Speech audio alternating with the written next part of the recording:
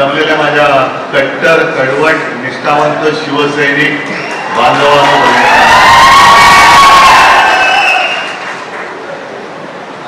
मी आज सकाळपासून शिवसैनिकांना भेटतोय,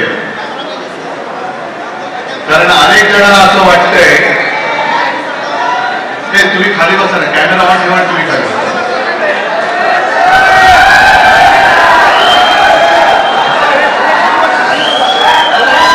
अनेक जणांना असं वाटतंय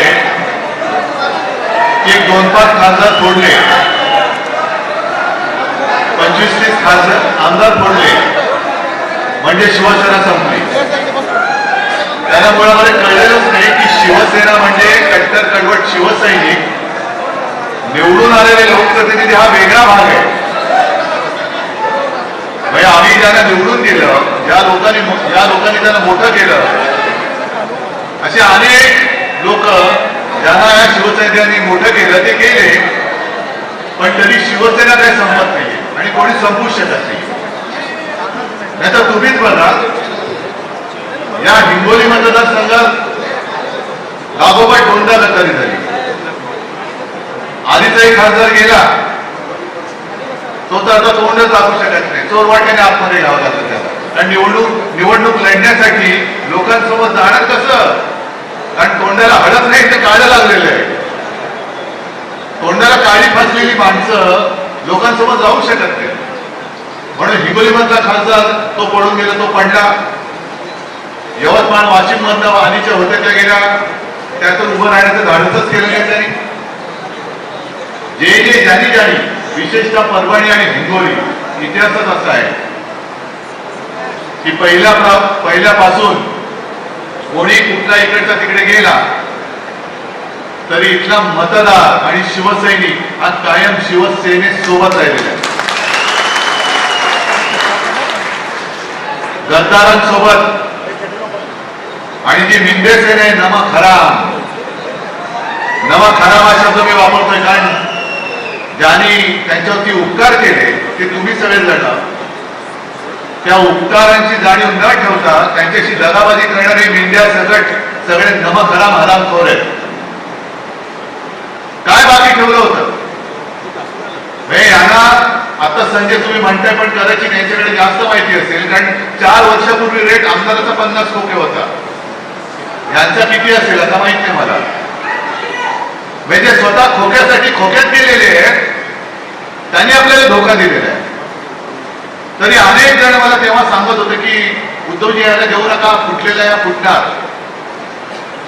म्हटलं नाही रे, असं कसं, आपला आमदार होता, कट्टर राहिलेला आहे, एवढी फाटाफूट झाली तरी सोबत आहे, नाही फुटायचं.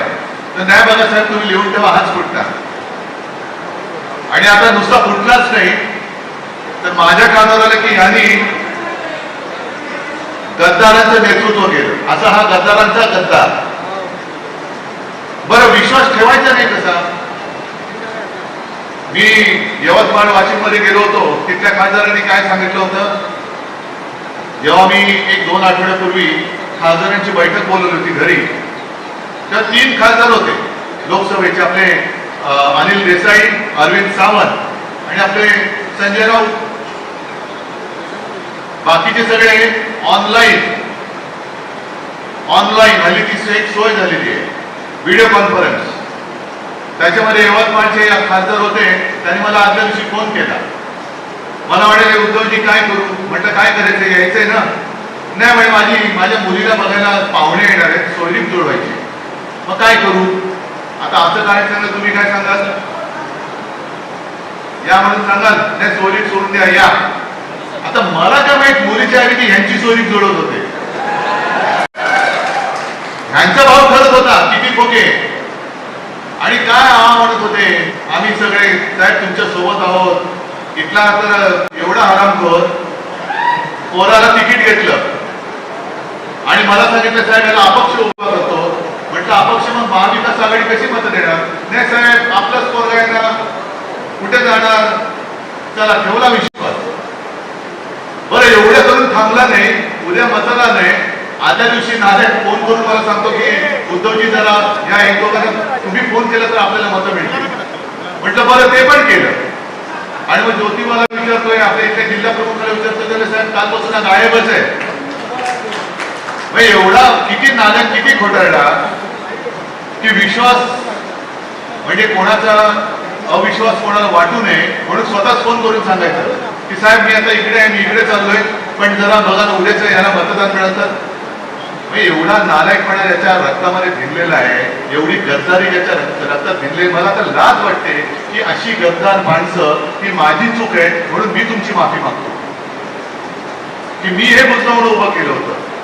हे बुजवणं होतं म्हणजे अक्षरशः लिलावात तशी उभी राहतात तशी ही त्यांना काय शब्द वापरायचं तो वापरा. कारण हल्ली शिवीगाळी, एका मुंबईच्या खासदारांचं पत्रकारानं शिवीगाळी केली, कहर झालं. ही सगळी लोक बुरखा घालून आपल्यात वावरत होती.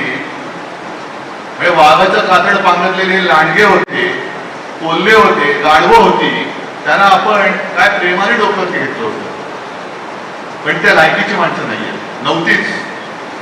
आणि जो परभणीचा इतिहास आहे, जो हिंगोलीचा इतिहास आहे, तोच मला परत इकडे पाहिजे.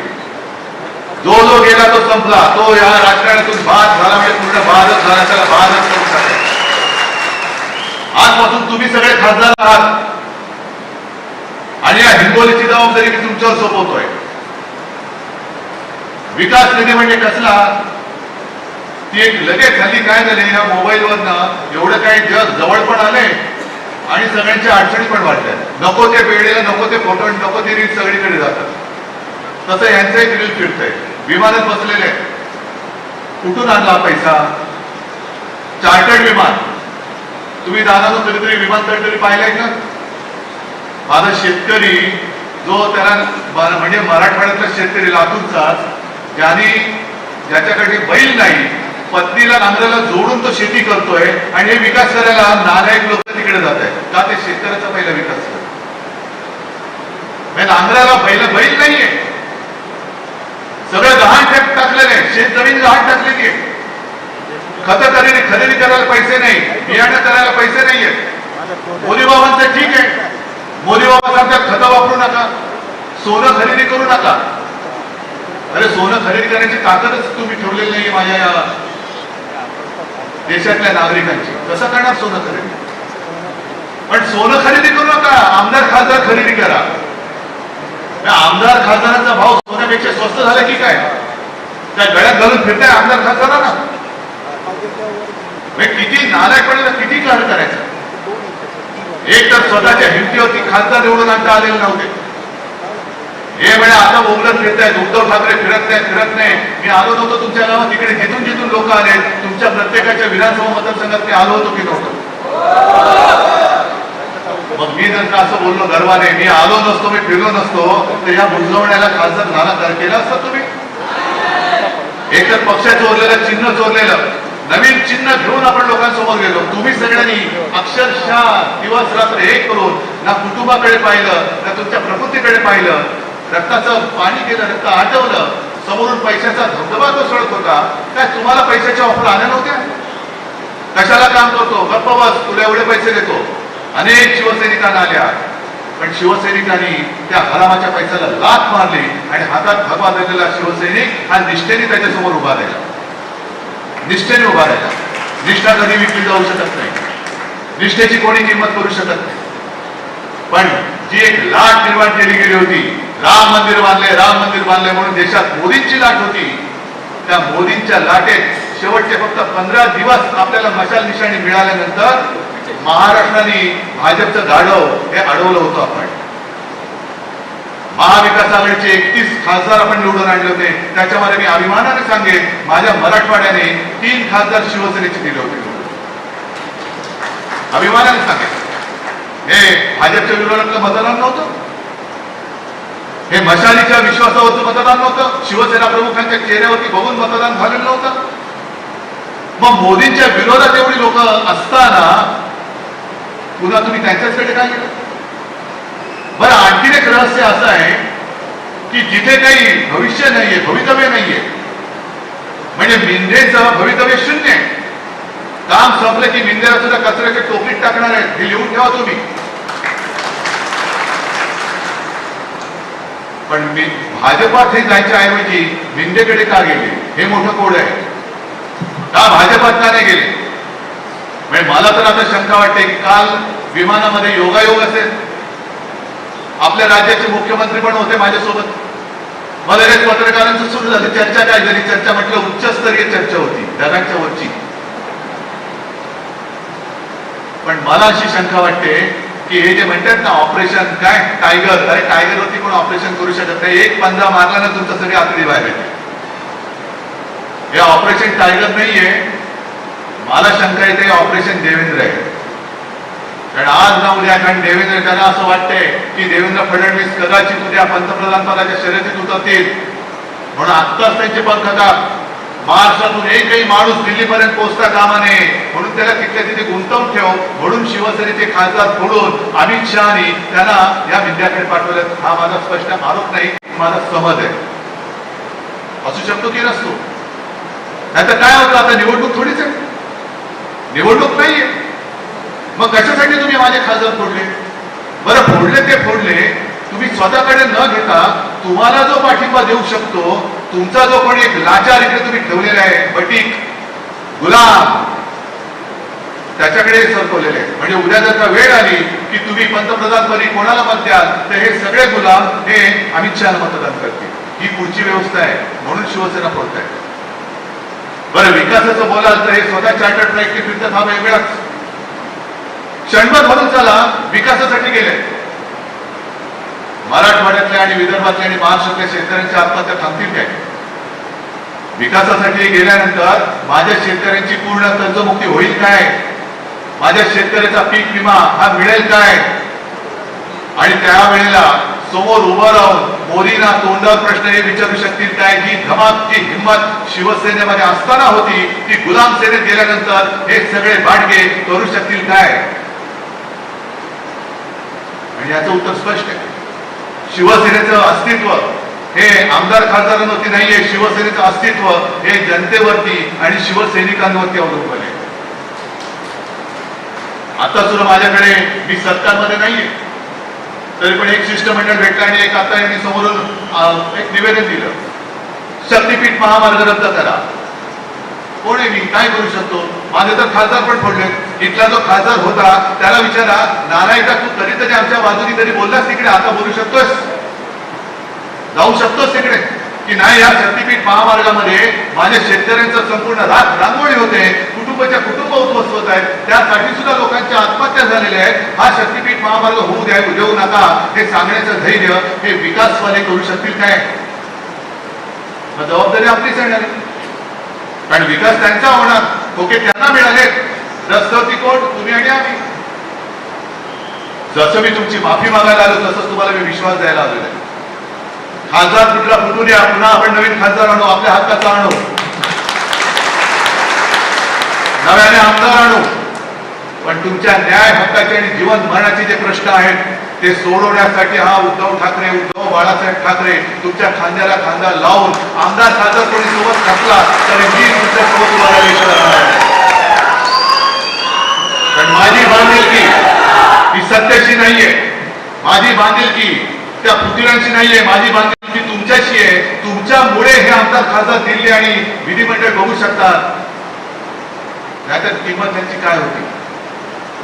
पण हा एक नवीन धंदा झाले. एक तर काय करतात हल्ली, समोरून कोण उभा राहिला महायुतीचा की त्याच्या विरुद्ध उभं राहायचं. साहेब 100% येतो आणि मग साठवरोटा असं करायचं की बरोबर शेवटच्या दिवशी अर्ज मागे घेऊन पसार व्हायचं, पैसे घेतात आणि पसार होतात, म्हणजे विरोध निवडतो. आणि दुसरं हे असं, जर यांना आपण उमेदवारी दिली नसती, आपण यांना खासदार केलं नसतं तर काय यांचं पुत्र तर यांच्या दारात विचारायला आलं असतं, काल दंडवत करायला आलं असतं त्यांच्या घरी. पण निवडून यायचं, शिवसेनेशी आम्ही प्रतारणा करणार नाही. त्या तिथल्या यवतमाळच्या गद्दारीने तर मला तर एक व्हिडिओ पाठवला कोणीतरी, 82 वर्षाच्या आईने त्यावेळेला त्याने सांगितलं होतं की तू ठाकरेंकडे जा, त्यांच्यासोबत राहा. आता काय आईला वाटत असेल. तसंच ह्या इथल्या गद्दारांनी सुद्धा जो विश्वासघात आपल्याशी केलेला आहे, विश्वासघात केला तो केला, पण परत पोराला पुढे सरकवतो. म्हणजे हे विशेष आम्ही केली तर घराणेशाही. उद्धव ठाकरे मुख्यमंत्री झाले, आदित्य ठाकरे मंत्री झाले, बघा घराणेशाही. अरे पण तू खासदार, तुझं कार्ट आमदार करायचंय, इकडे हा उपमुख्यमंत्री बसलाय, त्याचं कार्ट तिकडे दिल्लीमध्ये मंत्रिपदासाठी सगळी फोडाफोडी करते. ही घराणेशाही नाहीये. आम्ही करू ती घराणेशाही आणि तुमचं काय? बेईमानी रक्ताची अवलाद ही त्यांची पोरं बाळं जर का सगळं भोगत असेल तर ती घराणेशाही होत नाही. बरं कशासाठी तुम्ही गेलात तिकडे? आता संजय राऊतांनी जो विषय घेतला तो आपल्याला राज्यभर करायचा आहे, करणार, नक्की करणार. कारण राम मंदिर हा आपल्या केवळ महाराष्ट्राचाच नव्हे तर तमाम जगातल्या तमाम हिंदूंच्या जीवाभावाचा प्रश्न आहे. जर अडवाणीजींनी रथयात्रा काढली नसती आणि हिंदुत्व ते शिवसेना प्रमुखांनी पुन्हा एकदा वरच्या पातळीवरती आणलं होतं, या देशातली 1987 सालची पार्ल्याची पहिली पोटनिवडणूक अशी होती जी हिंदुत्वाच्या मुद्द्यावरती जिंकली गेली. आणि मग तेव्हापासून सगळ्यांचे लक्षात आलं, अरे हिंदू वोट बँकेवरती निवडणूक जिंकू शकतो. मग भाजप सोबत आला, मग अडवाणीने रथयात्रा काढली, मग मंडल कमांडल झालं, बाबरी पाडली गेली. त्यावेळेला आपल्याकडनं मराठवाड्यात सुद्धा आणि महाराष्ट्रातनं अनेक शिवसैनिक तिकडे गेले होते. पण बाबरी पाडल्यानंतर सगळे भाजपवाले दोन पायात शेपूट घालून भिडात लपून बसले होते. आम्ही नाही, आम्ही नाही, आम्ही नाही, आम्ही नाही, आम्ही नाही, आम्ही नाही. आणि कोर्टाने निर्णय देऊन राम मंदिर झाल्यानंतर काय छाती काढून पुढे आले, शंकराचार्य नको, हा नको, तो नको, फक्त मीच जणू काय मीच सगळं केलं आणि मीच राम मंदिर उभं केलं. आता राम मंदिराची जी काही लूट चालले, मंदिर वही बनाएंगे, कशासाठी लुटने के लिए? ही गद्दारी जी झालेली आहे आणि गद्दार गट, गद्दार सेना जी आहे ती त्यांची गुलाम झालेली आहे. ते राम मंदिराच्या प्रश्नाबद्दल, राम मंदिराच्या लुटीबद्दल प्रश्न विचारू शकतील काय? आपण करणार आहोत, राज्यभर आंदोलन करणार आहोत. पण हा केवळ गद्दारीचा प्रश्न आहे, तो शिवसेनेशी नाही, उद्धव ठाकरेशी नाही, हिंगोलीचा नाहीये, ना परभणीचा, ना आणखीन कुठला. हा हिंदूंची, हिंदुत्वाशी केलेली ही गद्दारी आहे. त्याचा जाब आपल्याला भाजपला विचारावा लागेल. जसं त्यावेळेस मुघल आक्रमकाने आपली मंदिरं लुटली, काही तोडली, तसंच ते बाबरी क्रांती गेली होती ना. मग त्यावेळेला मुघलांनी जर आपली मंदिरं लुटली म्हणून आपण त्यांना शिव्या घालत असू, तर आता तुमचे जे काही चेले चपाटे राम मंदिर लुटतायत त्यांच्यावरती कारवाई आजपर्यंत का केली नाही? मध्य प्रदेशमध्ये भाजपचे मुख्यमंत्री मंदिराच्या परिसरातल्या जमिनी लुटल्या, पत्रकार परिषदेत आलं. हेच जर काही तर कोणी विरोधी पक्षातल्यांनी केलं असतं तर देशभर यांनी काय हंगामा केला असता. म्हणून आज जो सामनामध्ये संजय राऊत यांनी आग्रह केलेला मुद्दा म्हणून वाचा. कारण मधल्या काळामध्ये सगळे सकल हिंदू समाज म्हणजे काय, हिंदू जनजागृती म्हणजे काय, हिंदू खतरे में है, आणि आम्ही हिंदूच. पण जेव्हा काँग्रेसचं राज्य होतं तेव्हा इस्लाम खतरे में आहे म्हणून घोषणा दिल्या जायच्या. आता 12 वर्ष तुमचा बसले तिकडे जग काय विश्वगुरु, त्यांच्या काळामध्ये हिंदू खतरे में कसा आला? मग ते सगळे जे होते ज्यांनी मोर्चे काढले, नुसता काय तमाशा केला, ते आता गेले कुठे कुठे लपून बसले. की राम मंदिर लुटलं जाते, मंदिराच्या नावाने लुटी चालू आहे. शंकराचार्य म्हणाले केदारनाथ मंदिरातलं सोनं लुटलं गेलंय, कुठे गेले हे सगळे हिंदू तथाकथित हिंदू? हा वरवरचा विषय नाहीये. हे जे सगळं चाललेलं आहे हे 2/3 बहुमतासाठी चाललेलं आहे. कारण निवडून आले नाही, आपण त्याने येऊ दिलं नाही, 240 वरती भाजपा थांबला, मग पुढे काय करायचंय? घटना तर बदलायची. आता तर पूर्ण ताकद पाहिजे. आणि मध्ये जे काही महिला आरक्षणाच्या बुरख्या आडून किंवा त्याच्या आडून डिलिमिटेशनचं जे काही बिल आणत होते, विधेयक आणत होते, ते जर का झालं तर तुम्हाला मला कोणी विचारणार नाही, पूर्णपणे उत्तरेच्या ताब्यामध्ये हा देश जाईल. आमच्या मताला काहीच किंमत नाही, की आताही नाही. कारण उघड सगळीकडनं अत्याचार चालू आहे, लोकशाहीचा दिवसा डोळ्यात खून पडतोय की काय असं चित्र निर्माण झाले, तरी कोणाला काही त्याची पडलेली नाही. पण आम्हाला आमदार खासदार पाहिजे. शेतकरी गेला तर मरू दे, शक्तीपीठाखाली चिरडला गेला तर जाऊ दे, पेपर फुटले तर फुटू दे, विद्यार्थ्यांनी आत्महत्या केली तर करू दे. आजच ठाण्यामध्ये एक पेपर फुटलाय टीईटीचा, कोणालाच काही पडलेलं नाही. नीटचा पेपर फुटला, धर्मेंद्र प्रधानने राजीनामा तर दिलाच पाहिजे, पण त्यातलं जे काही केंद्रबिंदू होतं ते आपल्या दुर्दैवाने आपल्या महाराष्ट्रातलं होतं. आणि असं म्हणतात की ते पकडलेले किंवा ज्यांच्यावरती आरोप आहेत ते सगळे यांच्या परिवाराशी संबंधित होते. मग या पापाबद्दल कोणालाच नाही वाटत नाही? किंवा तुम्हाला त्याच्याकडे लक्ष जाऊ नये म्हणून हे फोडाफोडी चालले असा माझा स्पष्ट आरोप आहे. का मला परत शिवसेनेचा खासदार पाहिजे? का मला परत शिवसेनेचा आमदार पाहिजे? होय, मला शिवसेनेची सत्ता पाहिजे, कारण ज्यांचा विश्वास माझ्या शिवसेनेवर आहे त्यांना न्याय देण्यासाठी, म्हणून मला परत सत्ता पाहिजे. त्यावेळेला मला मुख्यमंत्री व्हावं लागलं. मी काही ठरवून मुख्यमंत्री झालो नव्हतो. जर भाजपाने दिलेलं वचन पाळलं असतं तर मी मुख्यमंत्री झालोच नसतो. दुसरा कोणतरी शिवसैनिकच मी करणार होतो. पण जी काही मला संधी मिळाली त्यावेळेला मात्र जेवढं काही करता येणं शक्य होतं तेवढं मी प्रामाणिकपणे करण्याचा प्रयत्न केला. कोणी माझ्याकडे कर्जमुक्ती मागितली नव्हती तरी सुद्धा माझं कर्तव्य म्हणून माझ्या नागपूरच्या पहिल्या अधिवेशनात कर्जमुक्ती मी जाहीर केली आणि ती मी करून दाखवली. मी फुकटामध्ये रेशन वाटा हे वाटा असं नाही करत, पण गोरगरीबाला काहीतरी जेवण मिळालं पाहिजे त्याच्यासाठी 10 रुपयात शिवभोजन करून मी दिलं होतं. आता काय झालं मला माहिती नाही. कोरोनामध्ये तुमच्या सगळ्यांच्या सहकार्याने आपण महाराष्ट्र सावरला होता, पाडलं सरकार. अरे पण पाडलं तर पाडलं, सत्ता तुम्ही मिळवल्यानंतर काहीतरी त्याचा उपयोग करून द्या ना, महाराष्ट्राचं भलं करा ना, देशाचा विकास करा. तुम्ही तो नाही करायचा, फक्त आम्हाला सत्ता पाहिजे. सगळे आमच्या डेंगे खाल्ले जायला पाहिजे. नाही होणार. छत्रपती शिवरायाचा महाराष्ट्र कोणाचे डेंगे खाल्ले नाही जाणार. आणि तो जो जमाना होता मराठ्यांच्या घोड्यांच्या टापाने दिल्ली हादरायची, तो जमाना आपल्याला आता परत आणावा लागेल. कोणाची टाप होता कामा नये, महाराष्ट्राकडे वागत्या नजरेत पाहायची. आणि मला खात्री आहे आज अनेक जण नवे जुने माझ्या समोर आले, कुठे काही बिघडलेलं नाहीये. मला खात्री आहे एक सुद्धा माझा कट्टर कार्यकर्ता गद्दाराच्या मागे गेलेला नाही, जाऊ शकत नाहीये. इकडे सुद्धा हातवाचे कार्यकर्ते बसले. पण मी तमाम हिंगोलीकरांना एक आवाहन करतोय. आवाहन म्हणजे विनंती. जे कोणी या नालायकामुळे नाराज होऊन घरी बसले असतील, जे कोणी या नालायकामुळे नाराज होऊन दुसरीकडे गेले असतील, या परत या सगळ्यांनी परत या. यांना काय होतं, यांच्याकडे मी दिलं होतं सूत्र, पण तू खासदार.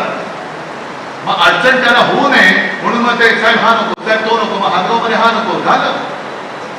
एक तर वाटोळ करायचं तेवढं करून ठेवण्याचा प्रयत्न केलाच आणि स्वतःही गेला. तर जे जे कोणी त्याच्यावरती नाराज होऊन गेले असतील, या बाबांवर शिवसेना आपली आहे. आज मी सगळ्यांना साथ घालतोय. या गद्दारांमुळे जे जे कोणी गेले होते त्या सगळ्यांनी परत यावं, या सूत्राने या गद्दाराला गाडा परत. आणि तुम्ही सगळे समर्थ आहात. तुम्हाला सगळ्यांना निष्ठेचं पाणी गद्दारांना कसं पाजायचं हे फक्त कळलेलं आहे. अनेक जण आले आणि अनेक जण गेले, पण हिंगोलीवरचा भगवा तुम्ही कधी उचलू दिला नाही. म्हणून मी तुम्हाला खरंच साष्टांग धन्यवाद करतो. आणि ही निष्ठा, हा जो तुमचा जोश आहे, हा उत्साह आहे, खरं म्हटलं तर दुसरा कोणताही पक्ष असता त्या खासदार फुटल्यानंतर घराच्या बाहेरच नसता पडला. पण मी जास्त नाही, मी त्यातला नाहीये आणि तुम्ही पण त्यातले नाहीये. अनेकांनी आजचा कार्यक्रम बघून तोंडात बोटं घातली असतील, किती बोटं त्यांची जात असतील तेवढी सगळी घातली असतील की एक शिवसेना आहे तरी काय, कितीदा फोडायची, कुठून सुद्धा संपत नाहीये. पण शिवसेना अशी संपणारी नाही. जो फोडायचा प्रयत्न करेल त्याला फोडून संपवल्याशिवाय शिवसेना पुढे जाणार नाही. आणि ती शिवसेना पुढे नेण्याची जबाबदारी मी तुमच्या सोबत आणि आपली लढा घेतो. जय हिंद, जय महाराष्ट्र.